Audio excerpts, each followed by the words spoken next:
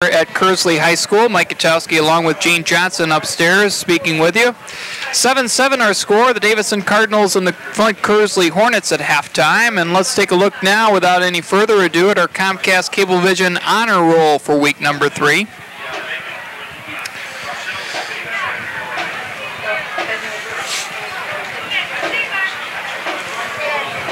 Mike Godwin had himself quite a rushing day, as you can see. 4 touchdowns. McPherson High in Kansas over Newton High by a 35-21 count. Now our state's best.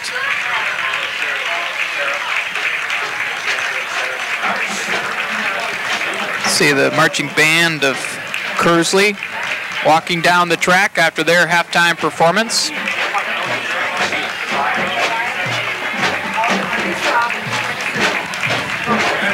You know, Mike, as we'll see these, go ahead.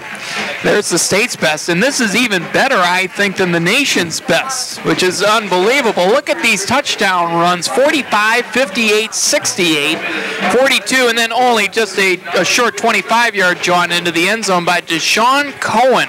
5 touchdowns, 19 carries, 345 yards. They're number 3 ranked in the state, and certainly it seems like they deserve it. Mike, that's over 18 yards every time he touched the football. Hey, you want 18 yards here. Boom. Even Tyrone Wheatley would be impressed with that. I think so. All right, now the local best. Of which I think is the nation's best. Right. This is in the Flint area now. Suspense. Okay, now it's a passer. Mike Templeton of Lapeer West in the Metro Conference. This is a new Metro Conference record for passing. 13 of 23 for 337 yards in that 41-19 win over Lakeville. So congratulations to Templeton. Now let's go down to William McNeil and Pat Daly for a halftime report. Fellas? Thanks very much, Mike. Well, William, this is how rivalries are supposed to be played. 7-7 deadlock tie between Kearsley and Davison. This may be the biggest rivalry in the county, and they're playing some good football in the first half. If you're Kearsley, you have to be happy with the interception return. Fumble in the end zone. Kearsley ends up recovering for a touchback. A couple of other big plays that Davison made, but Kearsley has overcome those. Another thing that I find very interesting in this game is the passing game. Dick DeLage and Jack Pratt are not known for airing the football out. They did an awful lot of that in the first 2 quarters of play. Yes, they did. Kearsley Davison, threw 13 times. Kearsley, on the other hand, threw 7 times. Looking at the total yards now for the first half, first of all for Davison, 143 yards, 131 of those coming through the air. Monty Travis was 5 of 13, and they only had 12 yards on the ground. As for Kearsley, 79 yards total, 59 yards passing, just 20 yards. So the ground game has not been very effective in the first half for either clubs. No, getting these guys off the line of scrimmage is a challenge on both sides. Looking at now the first half scoring summary. First of all, in the first quarter, Kearsley, Matt Brandon had a 1-yard touchdown run to cap off a 14-play, 15-yard drive, 6-0, kick was good, 7-0 Hornets. In the second quarter, the very next possession for Davison, they had a 10-play, 62-yard drive kept off by the quarterback, Monty Travis. A 6-yard TD run made a 7-6. The point after was good, all tied at 7 apiece. And I tell you what, Kearsley is very fortunate not to be down more, or to be down more than maybe what they should be. It's tied at 7. They nearly had 2 blocks, 2 punts blocked in that first half. Kearsley has gotten some big breaks. That's what you want on your home field, is to get breaks. And fortunately for Kearsley, the breaks have gone their way. If they can continue that in the second half and maybe put some points on the board, they can win this ball game. I'll tell you what's going to be a factor in the second half, William. It's going to be the kicking game. We've seen the kickoffs become very short.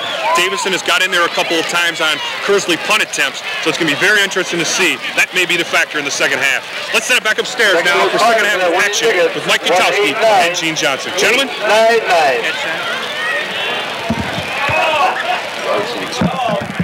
Varsity kickers are in the soccer team on Thursdays.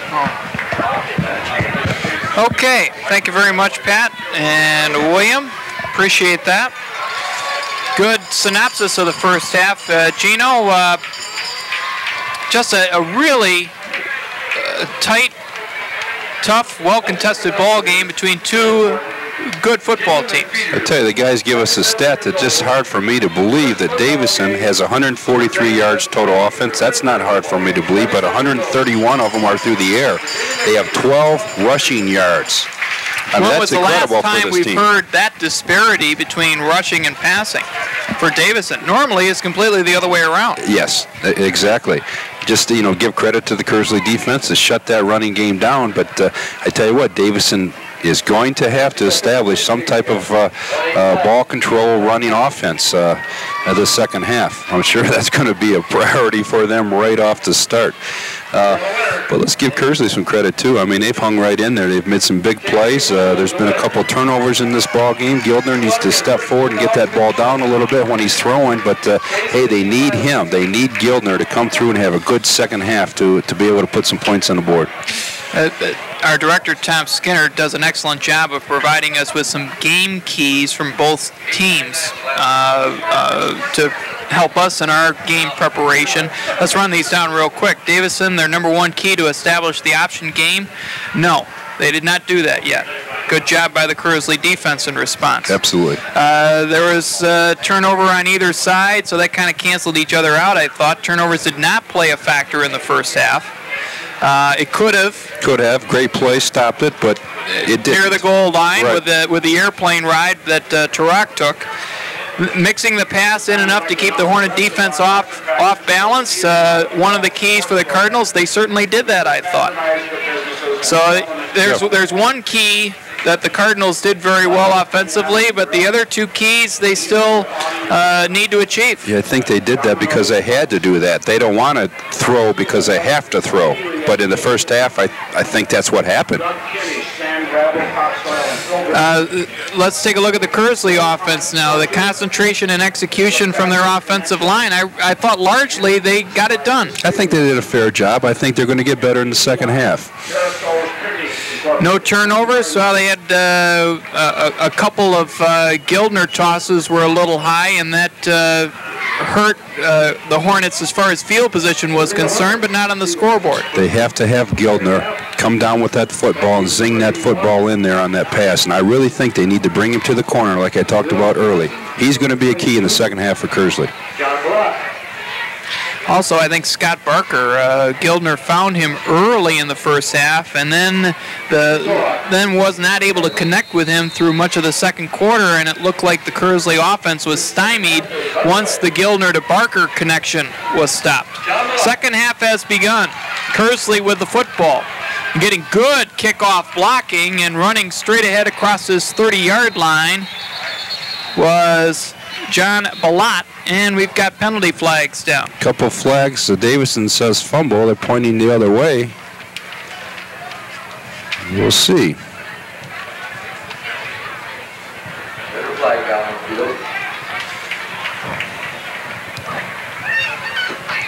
It certainly wasn't a fumble, I don't believe, but there could have been. They're going to set Kearsley back, holding call. So instead of a good return by John Balat, setting Kearsley up around their 30-yard line, they're going to get set back well inside the 20, I suppose. Well, they still have the ball around the 30-yard line, and move it back. First and 10 Kearsley from their 19-yard line. Second half on row 19. Score this time, 7-7. I want to thank Chuck Lynch, our spotter, behind me and off my left shoulder, for helping out with the spotting and the numerical identification on both teams tonight. Thanks, Chuck. You know, Mike, we talked about the Davison rushing yards being only 12 yards. We thought that was just unbelievable for a Davison team and a half. Kearsley has 20 yards. I thought both teams had more. Yeah. And maybe that was just, assuming that both teams were running the ball a little bit better than they actually did. Give a lot of credit to both teams' defenses. Having good game plans, being well prepared, and then coming out with a lot of fire in their eyes and executing. I'm not sure exactly what's going on the field right now and what is the cause for the delay. You know, we have the coaches out there right now, Mike. Both coaches are out there talking and pointing and arguing a little bit, I think.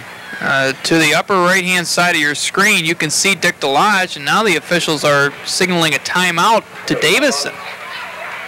You know, Coach Pratt went out there, so what's going on, guys? You're talking to the other coach. He's standing in the middle of the field here, and evidently he had called a timeout before he went out and spoke with the officials. We have Jim Alger. Kind of a... And he's still talking to him as he's standing with the kids there. Kind of a strange way to start the second half. As the officials are huddled up, maybe they're talking about a particular call at... We had the holding call. We saw that. Davison players are pointing the other way as if there was a fumble involved. There didn't seem to be anything overtly controversial about the kickoff or its return. Very puzzling. Well, the fans don't seem to be too bothered.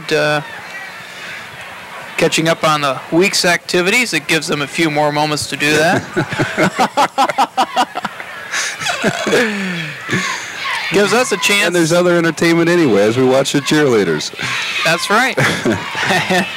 And the Kearsley mascot going at it. And by the way, the Davison cheerleaders made the trip with a football team from the Lower East Side, I guess you could say. Good crowd here tonight. They're up on the hill across the way here at Kearsley. Packed house as we look on both sides down below, and very tough to find a parking spot here at Kearsley High School for the ball game tonight. Comfortable evening for football, really, for everybody. Windbreaker and a couple of layers underneath gets it done for the fans, and really an ideal climate for the players to work up a sweat, but still not be overheated with all that gear on. Just a perfect night. The field's in perfect condition tonight. The weather is, just like you said, just a great night to play football, and we have one heck of a game in front of us here. After they've talked about whatever it was out there, Mike. Now the great debate in the Big Nine looks to be finally over here. And here they go. They're going to. Here comes the teams off the field. What are they doing here, Mike? Help me out here. I don't know. Start over again. I think they're going to start everything over again. Well, if it doesn't get done quite right, why not do it over again? This really is strange. I've never seen this happen before. Try to get an explanation on this. Let's see. At any rate, he has the ball at the 40-yard line. Looks like, so that's,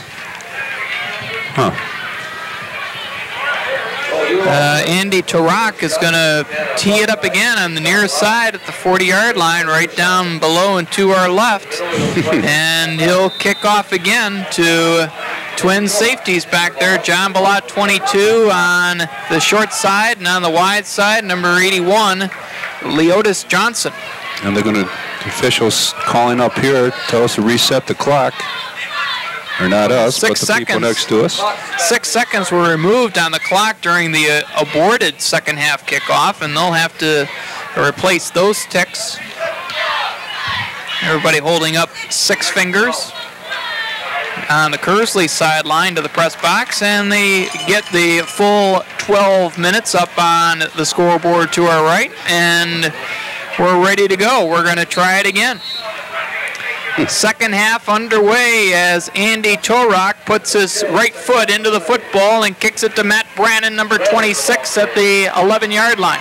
Runs into his own blocker and gets it up across the 30 to the 33-yard line before he was tackled by Troy Sedlak, or rather for Davison, beg your pardon, Russ Tolman. I tell you what, number 40, Tim Ryan, just threw a great block of one of the defenders coming off, and he's shaky as he's coming off the field, but a nice job. Boy, he really put his head in there and give him a good shot. Gino, I think we've just witnessed the longest kickoff in Big Nine Conference history. We're not talking yardage, buddy. No. And with no explanation. Maybe we can get that later on. go over the rules there. Dan Gildner, number 21, is the quarterback. He sends number 8, Scott Barker, in motion to the wide side and gives it to his tailback, Matt Brannon, and he is stuffed. Right there was 51 again, Russ Toman, and he had help from defensive tackle John Thorpe, number 70. So it'll be 2nd and 10. No game, 2nd and 10 for Hornets. Let's see if we can't get those lineups posted to you again. We'll try and get that Kearsley offense up on the board to you one more time. Joining Brannon in the backfield is Alex Toth, number 12.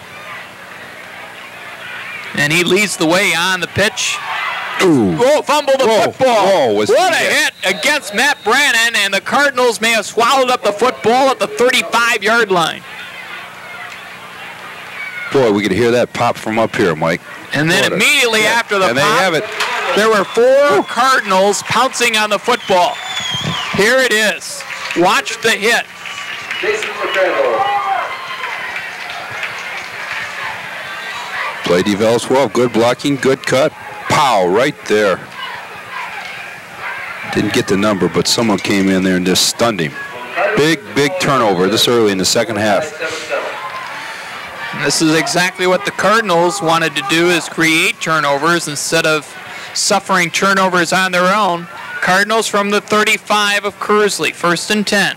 Stunning by the Kearsley defense, confused the Davison offense and drew the visiting Cards offside, and that'll set the visitors back 5.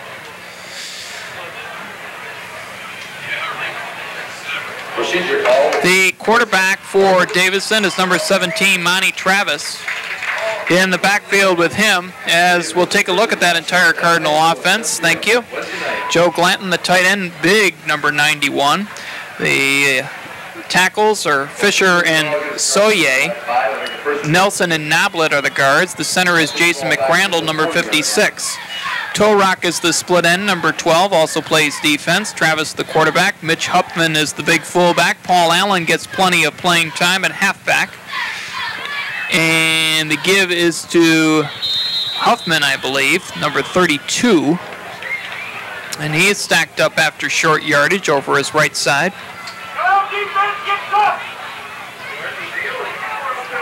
And they're slow to unpile. That was Paul Allen instead. You know, Mike, these kids are really playing hard. They are really going at one another in the trenches out there. You wouldn't know that Kearsley is 0-2 especially, or that Davison has split their first 2 ball games unexpectedly. Out of the wishbone on 2nd down and 13 now. Good option. And the pitch back to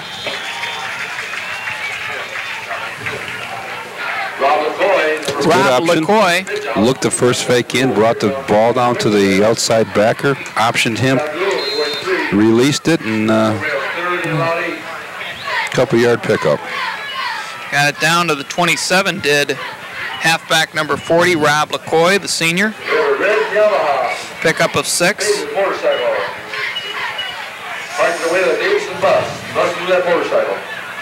Certainly throwing down here, Mike. 3rd and 8. Travis. Good pressure. Escapes one man. Now he's going to run with the football.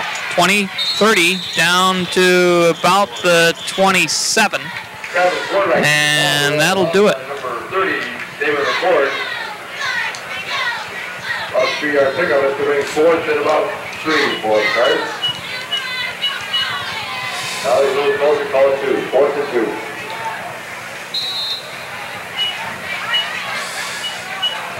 Fourth and 2, the Cards in 4-down territory from the 27-yard line of Kearsley.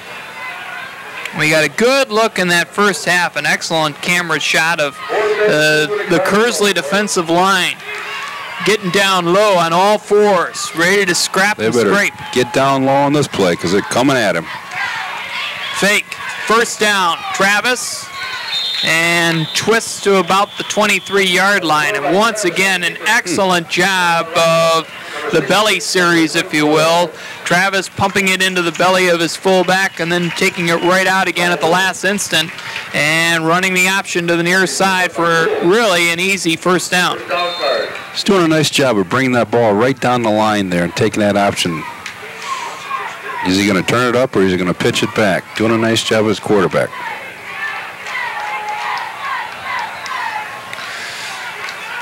Huffman is the up man in that wishbone formation. Allen and LaCoy, the backers, and the give is to the up man, Huffman, and Huffman struggles to the 20-yard line, and he just used a lot of strength to get what yardage he did. Russ Toman was there, along with a couple other yellow jerseyed Hornets to bring him down. Boy, the Kearsley's bringing a lot of people, Mike. Watch for the pass in this situation here. They just really have a lot of men up there ready to, and are bringing them.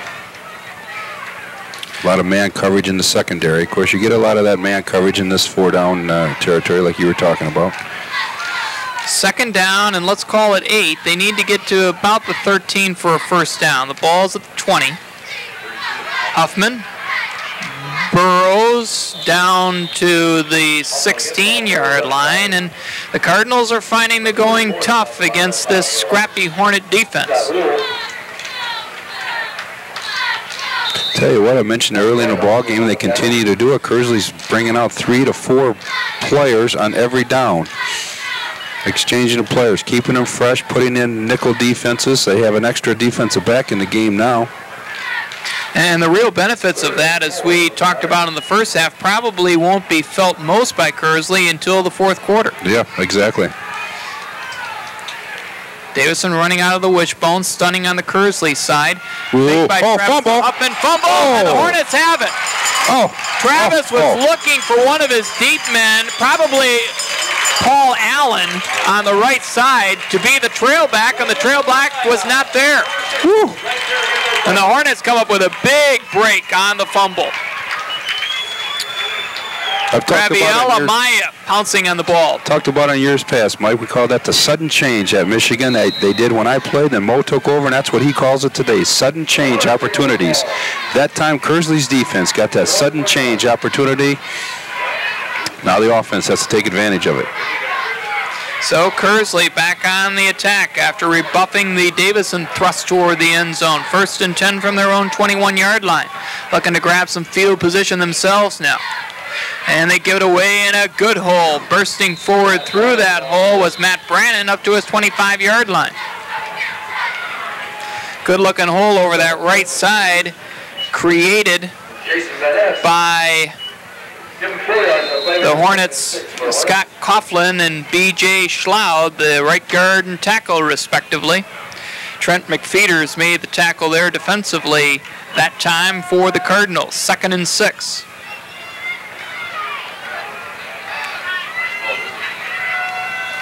Gildner looks over, makes sure his backfield is all set, and everything was off kilter on that play. Half the offensive line went off on one count, and then the other half delayed. Everybody was going which way. No call by the officials, unbelievably. Because the center was one who went on the wrong count, so he snapped the football. The football was snapped, and so there was no offsides. Yep. And so the Cardinal defense reaps the benefit of a 3-yard loss. Back to the 22. 3rd and 9 now for the Hornets.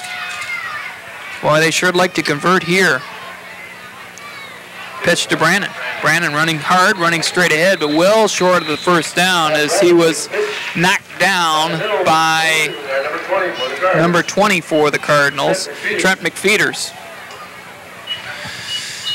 And so it'll be 4th down at the 26-yard line, and with 5 yards yet to go,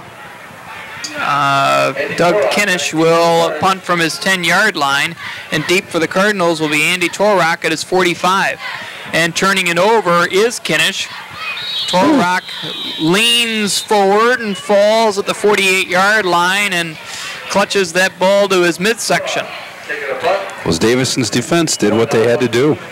Rose to the occasion there, stuffed them. Absolutely nothing on the Kearsley offense that series. Yep. And it's still key. I mentioned it before the game. Kearsley's offense has to establish some type of drive. They have to keep the ball. They have to keep their defense off the field. Davison's offense will wear them down. From their own 48. The give straight ahead, breaking it into the clear. 35, 30, all the way down to about the 27-yard line before he was taken down by the last man in that Kearsley defense. Doug Kinnish was Rob LeCoy. Number 4, Doug Kinnish. So LeCoy breaks it all the way, and they're going to spot it at the 26-yard line for 26-yard run.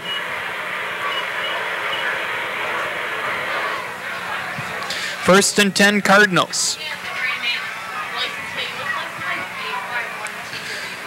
Kearsley fakes the blitz, and LeCoy gets the call the other way this time and gets it inside the 25 to about the 23. You know, nothing fancy, just handing the ball off, the offensive line pounding off. That's Davison football, though. They're just going to keep coming at you. There's normally no secret to how Dick DeLodge wins football games. He just pounds that option game at you. He probably said that they threw for 131 yards in the first half. He said, that's it. We can't throw for any more. We've hit our quota for the night, guys. That's it. We're not going to throw anymore. And here they come out throwing. Oh, and the rush was really on Travis. He throws to the corner and right through the hands of number 81 for the Cardinals. Tim Jarvinen, the junior split end. Oh, he had it right there, and he was open behind the Kearsley secondary at the goal line. Yes, he was. He was there. Here it is. The key to this play here was he was rushed. He was hurried. He couldn't get just exactly what he wanted on it. Needed to get more. He threw off the wrong foot coming through, but that ball was there. Yep. Very catchable ball.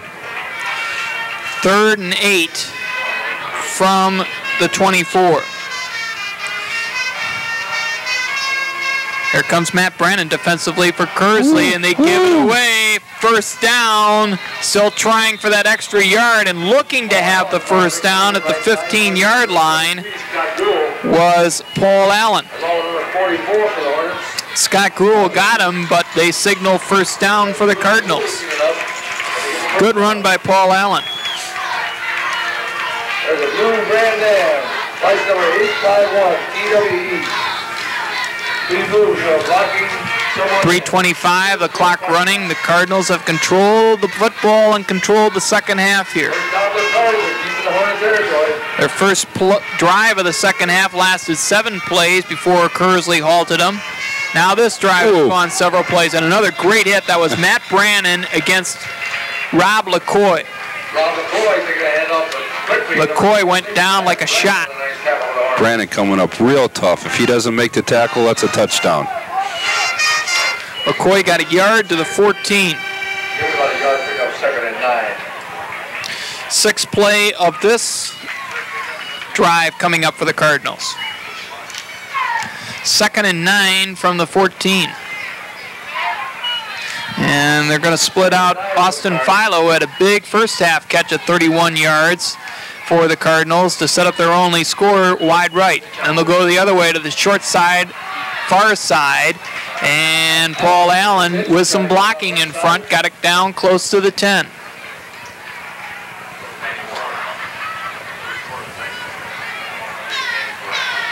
Boy, an irresistible offensive option force against a pretty tough nut to crack in that Kearsley defense right now. I tell you what, Kearsley's defense has been out there for a long time with their backs right up against the wall here, and they're doing an incredible job holding Davison out of the end zone. I don't know how they're doing it. They're smaller, seemingly outmanned, but they're hanging in there. They go with a split backfield this time, and Travis throws, man open, looking for the end zone. Did he make a touchdown? So Davison goes to the air for the lead. And that was Yuko Oshima with the 10-yard scoring toss from Monty Travis. And he just ran a quick down and out to the wide side of the field, and Travis laid it right in there. Not a thing fancy about that. Little play action and a good zip by Travis. Good concentration. I say it was a play action. It wasn't even a play action. It was just a 3-step drop and a good throw. So with 1:46 to go,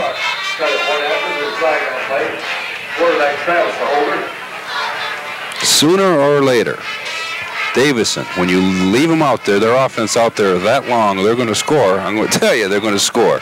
Yep. Kearsley, now it's very important when they get this kickoff that they maintain some type of drive. Give their defense a rest, regroup a little bit on defense. Most importantly, keep Davison's offense off the field. That's the only chance that they would have tonight.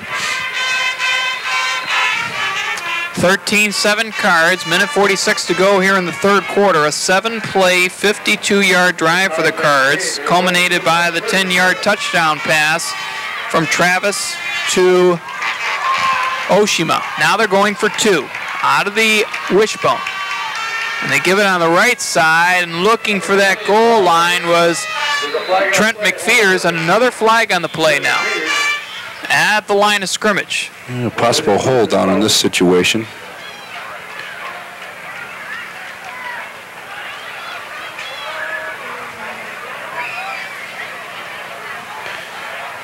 Did he make it in, Mike? Did he? Well, it was close. Looks like they have the ball marked. Not quite in. So if it is against Davison, Kearsley would decline. Let's see. Looks like that's the case. And we're going to have another meeting of the officials out there. What do we have here? So that's exactly what it was, Gino. Yep. Davison did not quite make it, and the penalty was on the Cardinals anyway. So Kearsley kept him out, and the score stays at 13-7 Davison with a minute 46 to go in the third quarter. How about that call, Mike, going for 2 in that situation? They have a kicker. We saw him. He did a nice job kicking the first extra point. Then he decided to go for 2. They feel they can hold Kearsley to 1 more score. Well, I think that shows how much confidence Dick DeLodge must have in his defense. Yeah. In terms of being able to play field position, to hold the Hornet offense in check, and the passing of Gildner. Oh gosh, if he had that much confidence, he kicked the 1 extra point and get out of there with 7 points. I mean, that's just it's different. That's why he's coaching. I'm here. Well, yeah, you know, there's trying to figure it out. I'll never figure him out. There's no set formula to coaching football. No, there's not. There's no set that you needed 1 point in that situation. No. That's right. No. Yeah, only in the pros do you have to go for That's 1. Right. That's right. After a touchdown, which I don't agree with.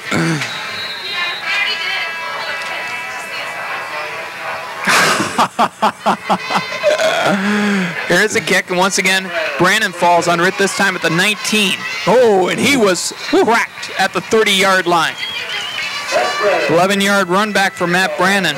To give you an idea of how Davison has had the upper hand here in the third quarter, Kearsley has had the ball for only 5 plays here in the third quarter up till now. Davison has had the ball for 14 plays, including that 7-play, 52-yard scoring drive to take the lead. So Kearsley from their own 31-yard line, let's say, 1st and 10.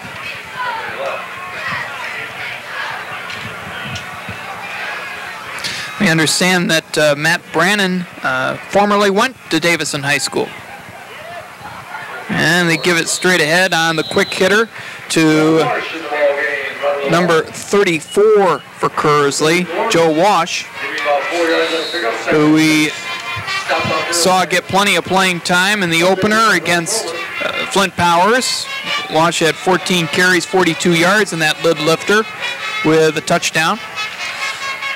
2nd down, just short of the 35-yard line. 2nd and a long 6.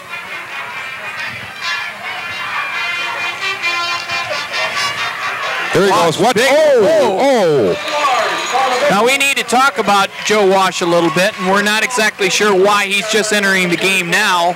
We're assuming it was a coach's decision by Jack Pratt. Yep. But at any rate, this guy is electrifying. He's got some wheels. Yes, he does. Great quickness, great speed. He impressed us in that opening game, the first game of the year we did 2 weeks ago.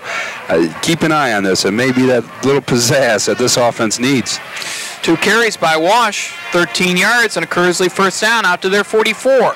Gildner from the I formation. Wash with a call again, trying to bust it outside. Gets it close to midfield.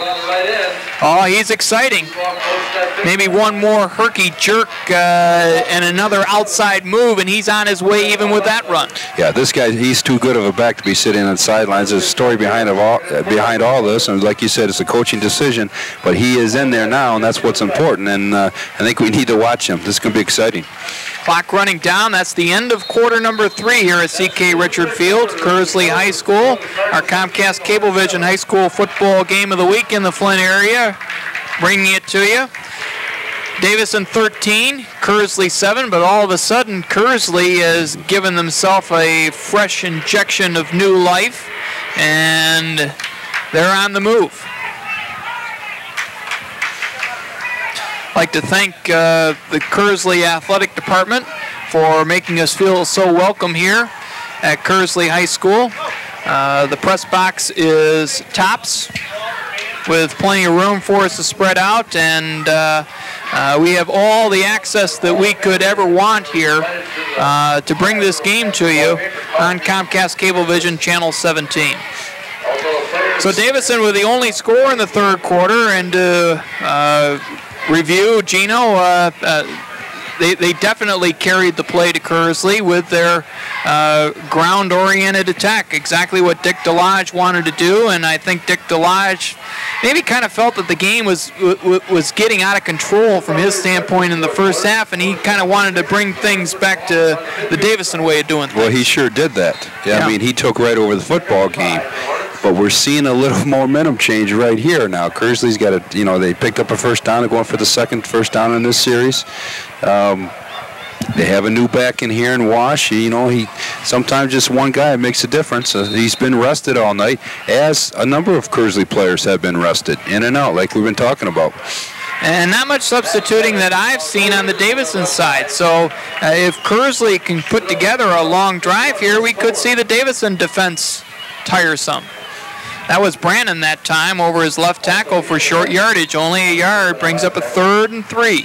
Give him a 1 yard pickup.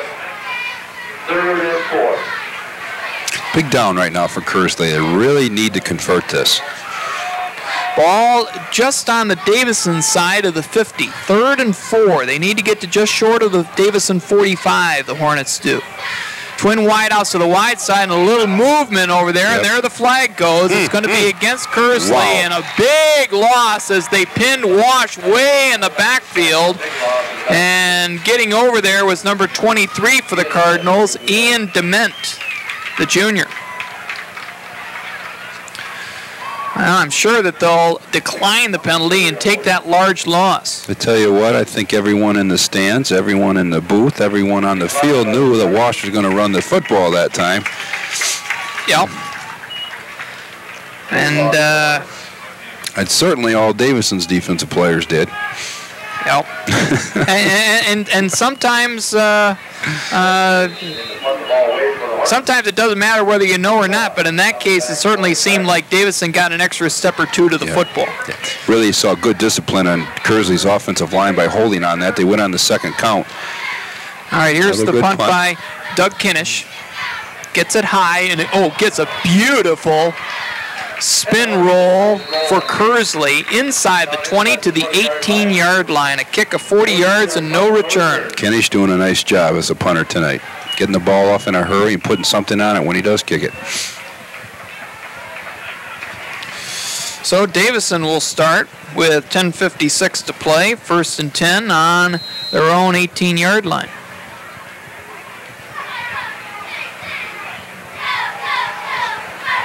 (13-7). Cardinals over the Hornets here in the Big Nine. Cardinals came into the game 1-1. The Hornets are looking for their first win in 3 tries. Monty Travis out of the option, gives it to the deep man. That is Rob LaCoy, and LaCoy goes down in a sea of yellow for a loss. Maybe a half yard back. Travis, but number 44 what a Scott Hula, a nice two-straight tackle out there. Also Dave McCord on assist. So it's second down. Let's call it a long 10 from the 18.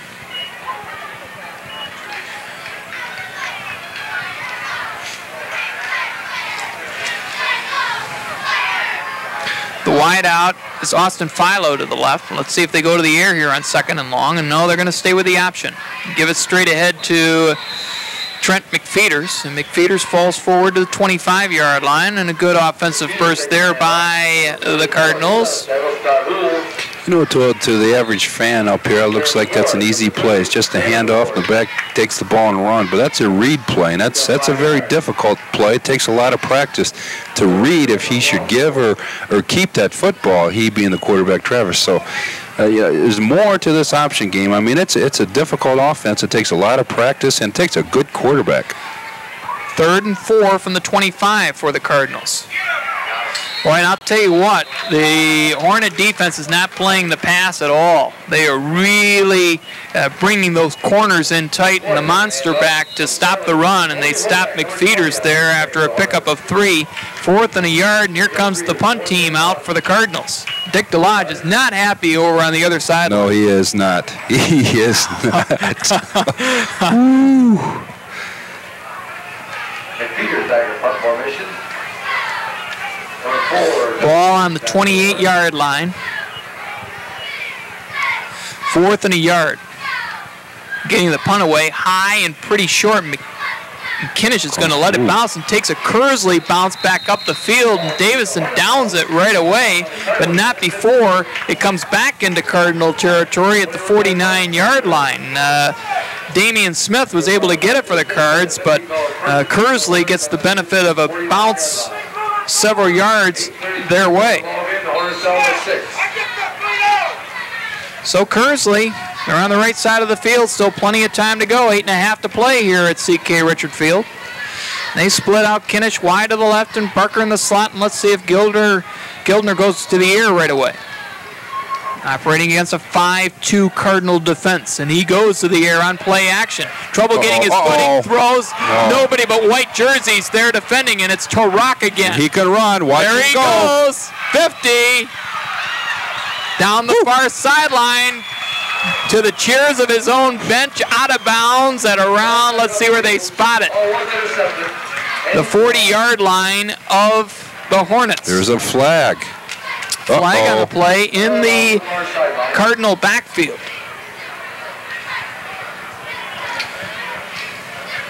Check this flag out. Here it is again, and Gildner looks a little confused. Well, he should have thrown this ball. He should have. He's got some pressure. He steps up, a little pressure right there. Looked like he was trying to throw to a spot, and the Kearsley receivers either came back to help Gildner out or were simply running another route. They need Gildner. He needs to settle down a little bit because they do need that passing game. You know, they get a break. Yeah, a big break. Huge break. Huge break. This is a walk-off against the Cardinals back to their 27-yard line. Must have been a clip or a hold or something like that. Let's see if they. Yep, but they keep the football. But yeah. But I mean, that's a difference of 33 yards. Sure. And with 8 minutes to go, that could still have an impact here. So the Cardinals from their own 27. And on the delay, they give it away to Paul Allen, and Allen's going to get snowed under by 4 or 5 Kearsley tacklers. Did a good job escaping the initial tackler who was batting himself on the helmet. That's Tony Hodak of Kearsley. That was but good Hodak had plenty of help, yeah. You're right. That was good individual effort right there. He lost the yard on play, so he'll be 2nd and 11. Hodak also on assist on that last tackle. Kind of hard to run when you have 4 guys right there in your face. I think every running back has known Put that your head feeling. down and go forward. Try to anyway. Yeah. North and south. 2nd and 11 from the near side. This time it's the option, and Travis looking to run. Just not going to happen. No.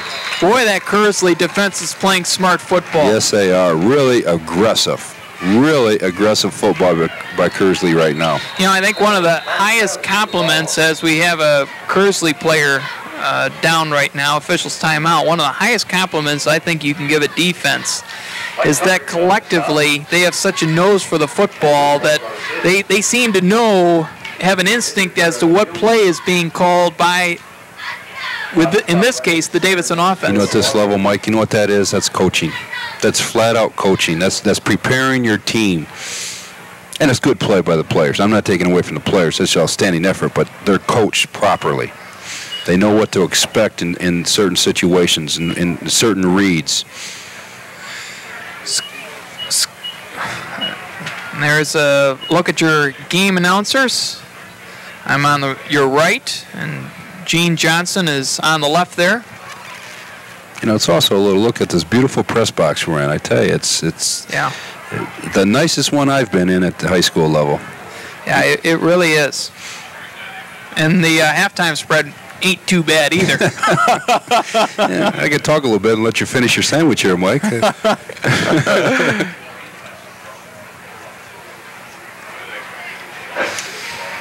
Mickey Hamilton and Norm up here, the PA announcer, and the rest of the Kearsley Athletic Department always do a nice job.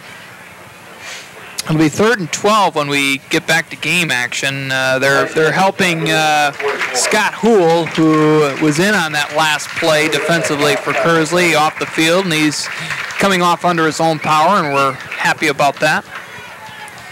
3rd and 12 now for the Cards with exactly 7 minutes to go. The Cardinals lead at 13-7 over the Hornets. Cardinals scored in the first quarter on a 13-play drive. The Hornets came right back with a 13-play scoring drive of their own to tie it at 7. And then the Cardinals went ahead in the third quarter. The Hornets scored first, and then the Cardinals came back in the first half. Now here's Travis. Turns, throws, has his man Philo. First down at the 45-yard line for the Cards. Austin Philo. Boy, you know what? He's a great target. Yes. They list him at 5'8". He looks more like 6 feet to me. Yes, he does. Good speed, too. He ran a good pattern. It was a nice throw. Travis set and threw back across his body with some zip. Pick up a 20. 1st and 10 Cards at their own 45-yard line. And, you know, when the Cards have needed a first down to keep their drives going, they've used the pass. Option. Travis, right up the gut. Twisting is Mitch Huffman. Pick up a 3, and that clock continues to roll as Scott Gruel got him. Kearsley needs a stop right now. The time, is, like you say, is rolling off the clock right now. That's what Davison does best, just controls the ball. Takes the minutes and the seconds off the clock. Down to under 5:45 to go now. And it's getting to the point where Kearsley needs the ball. They need a stop right here, Mike. 2nd down and a long 7. Cards from their 48. Here comes the blitz. They give it away to Rob LaCoy, and LaCoy darts over his left tackle and gets it to midfield, maybe the 49-yard line. Boy, they've been tough yards. The Kearsley defense, and we've talked about it, has been very stingy here, except for that one scoring drive in the second quarter. Davison has not gotten away. They've been outstanding. The problem is they've been out there all second half. They need a break. Kearsley's offense has to get back on the field there and sustain a drive and now score. I mean, it's getting too late for any drive. They need to take it all the way. In the meantime, Davison come back. When they have to throw, they throw. 4 receivers out for Davison. They throw Nice it for catch. Glanton. Great catch. First down for Davison, but a penalty flag down in the Davison backfield, and it could be called back, which would negate an outstanding effort by the senior end, 6'2" Joe Glanton. Looks like a hold. There it comes back. No question about it. The penalties are hurting Davison. Yeah, I was thinking the same thing, Gino. You talk about the clip on the interception of Gildner here earlier in the fourth quarter, and now this holding penalty. You know, so the first time it was a difference of 32 yards, and this time it's a difference of, well, at least 20.